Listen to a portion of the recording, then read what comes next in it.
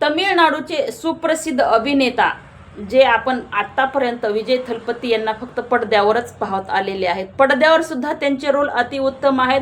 ज्या गोरगरिबावर अन्याय अत्याचार होत आहेत ते अन्याय अत्याचार मिटवण्यासाठीच आतापर्यंत त्यांनी प्रत्येक रोल हा पूर्णपणे पार पाडलेला आहे आणि म्हणूनच त्यांनी आज टीव्हीचे सुप्रसिद्ध नायक म्हणून आज ते प्रसिद्ध आहेत. आणि याच नायकांनी आज तमिळनाडूमधून मुख्यमंत्रीचा शपथविधी यांचा पार पडलेला आहे आणि पदभार सुद्धा त्यांनी स्वीकारलेला आहे.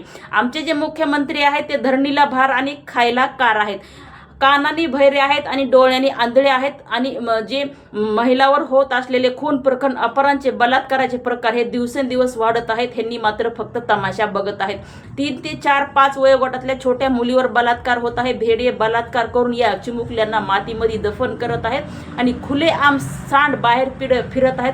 त्यांना कसलीही सजा होत नाही. बलात्कार करून त्यांना 4 ते 5 दिवसाची कोठडी होते, पुन्हा त्यांना सोडलं जातंय आणि पुन्हा हे सांड, हे बैल भडवे पुन्हा एकदा छोट्या चिमुकल्याच्या आणि स्त्रीच्या नवीन शोधामध्ये लचके तोडण्यासाठी तयार असतात. म्हणूनच या पूर्ण महाराष्ट्रामधून महिलांचं अस्तित्वच धोक्यामध्ये आलेलं आहे. याच खुर्चीवर सुनेत्रा पवार विराजमान आहेत, परंतु आतापर्यंत त्यांनी महिलांसाठी एकच शब्द सुद्धा बोलले नाहीत किंवा महिलांच्या समाधानासाठी सुद्धा त्यांनी कुठला अपडेट दिलेला नाही. किती महिलांवर अन्याय अत्याचार बलात्कार झाले, परंतु सुनेत्रा पवारकडून कुठलीही महिलांसाठी सीमा कवच किंवा महिलांचं सुरक्षा कवच कसं अंमलात आणलं पाहिजे किंवा महिलांवर होऊन असले अन्याय अत्याचार थांबवण्यासाठी कुठलाही पर्याय योजना या सुनेत्रा पवार यांच्याकडून आतापर्यंत समोर आलेली नाही.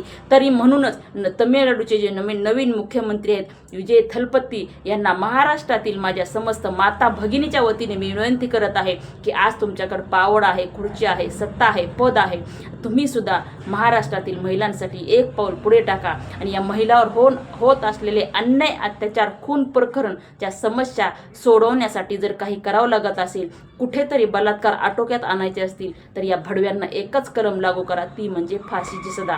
ही माझी तमिळनाडूचे मुख्यमंत्री विजय थलपती यांना कळकळीची विनंती आणि समस्त महिलांच्या वतीने मी आज महाराष्ट्रामधून मी कावेरी विभूते ही कळकळीची विनंती करत आहे. पुन्हा एकदा तुम्ही मुख्यमंत्री झालात, खूप खूप तुम्हाला शुभेच्छा. जय हिंद, जय महाराष्ट्र.